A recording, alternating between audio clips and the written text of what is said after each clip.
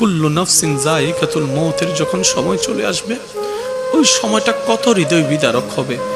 এতগুলা আপন মানুষের সামনে আমাদের চোখটা বন্ধ হয়ে যাবে ধীরে ধীরে। কারো কিচ্ছু করা থাকবে না, তাকাইয়ে থাকা ছাড়া কারো কোনো উপায় নেই।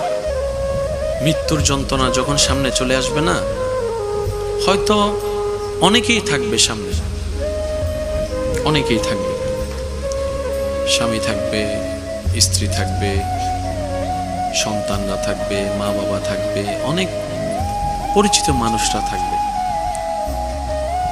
এই এতগুলা মানুষের সামনেই আজরাইল কিন্তু আমাদের রুটা নিয়ে যাবে।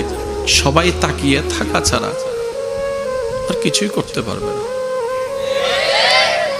আমাদের মন, আমাদের আত্মা, আমাদের হৃদয় চিৎকার দিয়ে বলবে, মা কিছু একটা করো না। ওমা আমি না তোমার কলিজার টুকরা, আমার নিঃশ্বাস নিতে কষ্ট হচ্ছে মা, আমার কেমন জানি দম বন্ধ হয়ে আসছে,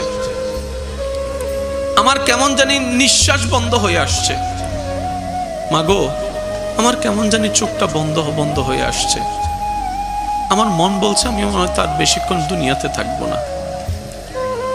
মা গো কে যেন একটা দাঁড়ায় আছে দরজায়, যে আমাকে ডাকতেছে, মা আমি যাব না তোমাকে ফেলে, স্বামী গো আমি যাব না তোমাকে ফেলে, ও আমার স্ত্রী আমি যাব না তোমাকে ফেলে।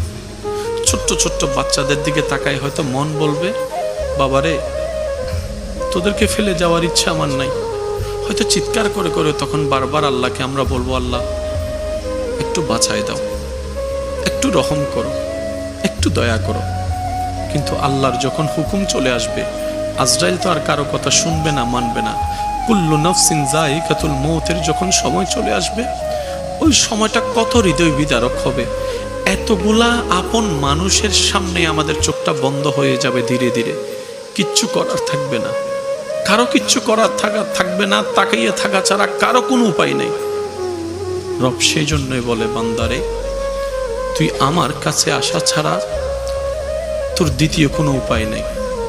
তুই এমন ভাবে আয় যেন আমার রহমত তোকে সাদরে বরণ করতে পারে। সুবহান।